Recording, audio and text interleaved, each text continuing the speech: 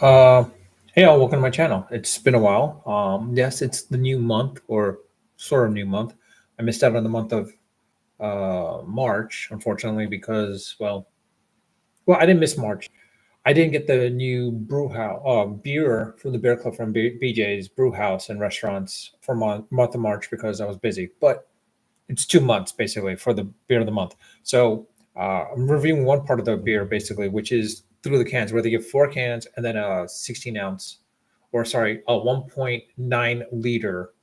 Uh, oh, not sorry, not 1.9 liters, but I forgot what it was exactly. But a big bottle basically. And right now, the one that they give you right now for the can is called a single hop IPA. It's an Indian IPA brewed with HBC 586 hops, as you can see here. The can is green.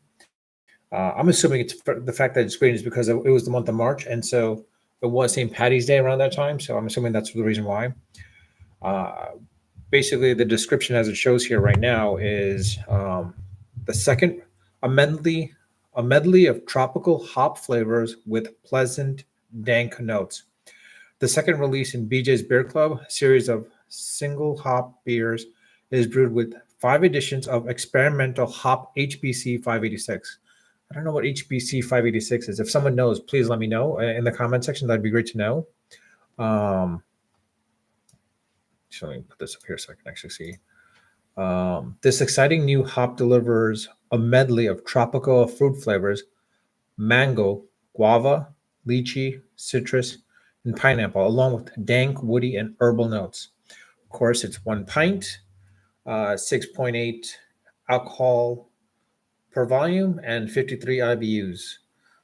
Brewed and canned in BJ's Brewhouse in Temple, Texas. Malts, 2 row pale Munich Crystal. Hops, HBC 586. I don't know what that exactly means when it says HBC. Oops. I don't know if you can see this clearly or not. HB 56, but well, might as well try it out right now. Granted, yeah, it's the first time I've tasted something like this of this nature. Interesting. Okay. Okay, it's got a interesting fruity taste. Definitely has a fruity taste.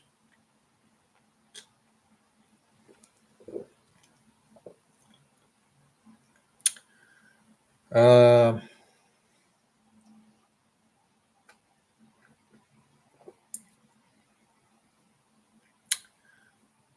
it's not bad.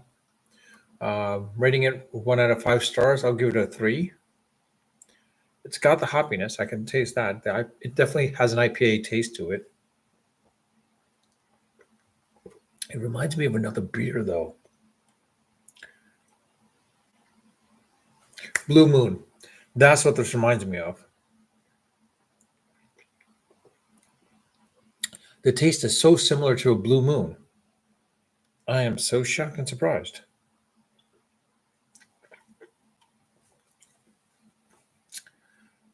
It's interesting. It's interesting that it's a green bottle, or green can, basically. I think, like I said, because it was the month of March where it was released. Granted, it's April, but March usually for me with the Bear Club is every January, February for 1 month for that month, March, April, then June, July, of course, together. So they're lumping it at 2 months into 1 month, basically at that point. So yeah, this tastes a lot like a Blue Moon. I was wondering why it tasted so familiar. Yeah, that's just a bit of a surprise that it tastes like that. But in any case, um, that's that actually. Not sure what else to say from there. Outside of the fact that hey, it's there's no argument here. I might cancel my beer club. I don't know when, but who knows how long. Um, I wonder if I can actually change the.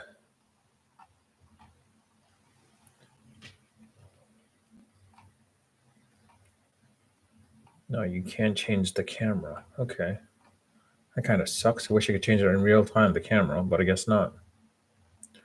That sucks. But in any case, top chat.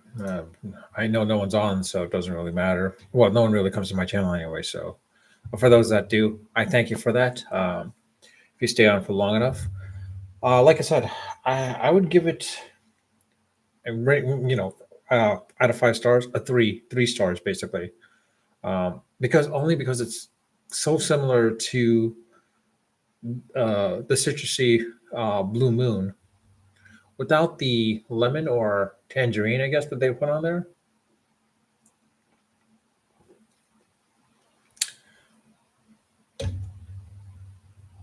Even though Blue Moon is not really an IPA, but the taste is so similar. That's really surprising.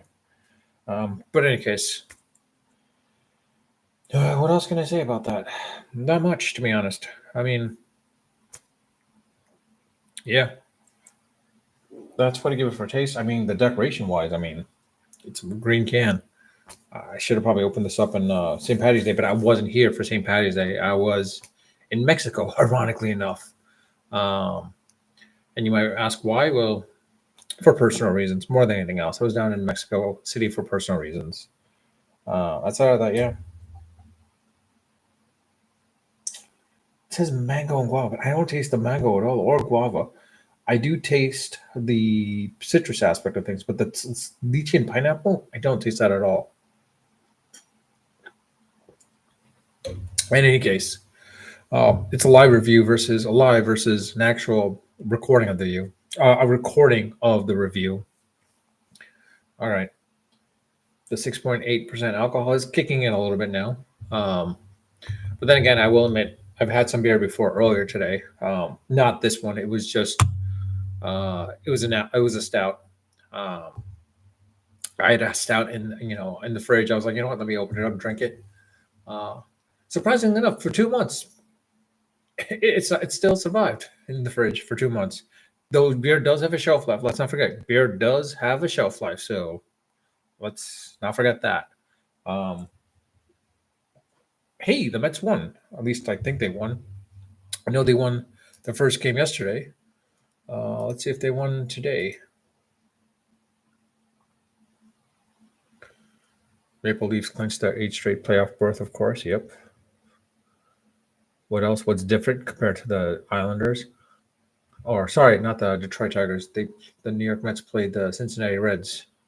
Hey, they won today too. So that's 2 in a row. Hey, the Mets have won 2 in a row. Woohoo! Uh-huh. Wow, the Knicks lost to the Chicago Bulls. That's a that's a surprise.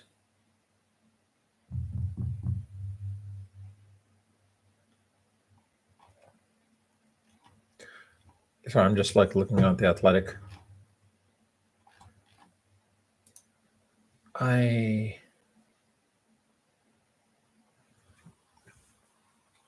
did not foresee the Knicks losing to the Bulls, quite honestly.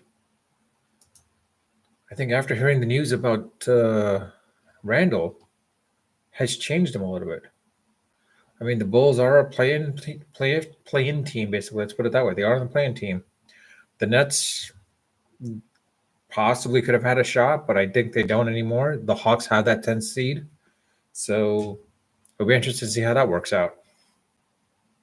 76ers, that was a massive drop to the point where like they were like 2 or 3, and now they're like a play-in team as well too. If the Knicks keep losing, I mean, if the Knicks keep losing, they could be a play-in team because like the Pacers are only 2 games behind, and the Heat are red hot. I mean, when they're hot, and they're getting hot. Um, yeah, even the 76ers with Embiid back, the Knicks could be a play-in team if they keep losing. I'm hoping that's not the case, but you never know. Let's see. On to the NHL. Haven't been following the Islanders a bit because why bother? Because Islanders are never going to make, even if they make their like in between contender versus horrible team. Unfortunately, I'd rather have them be a horrible team. They were in the wild card spot, but barely. They have that last wild card spot. Quite honestly, um, let's see division.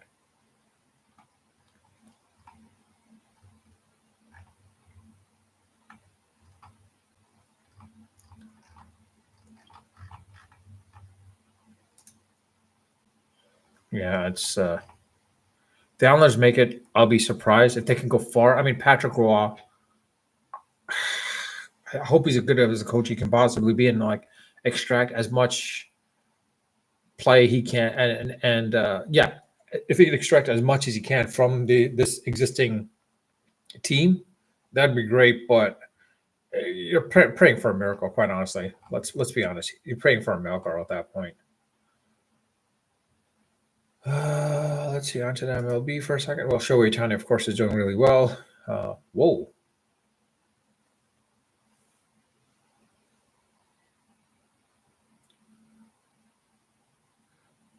Blanco's no way to history. Okay, I don't know what this no way to history is.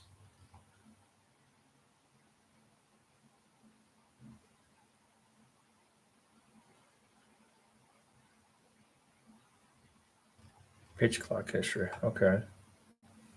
Let's see what Blanco did here. Catching it for you.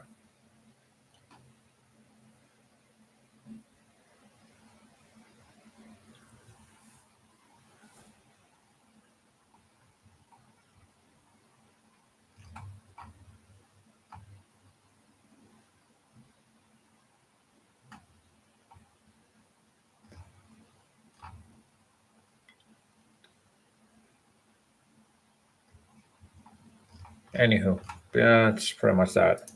I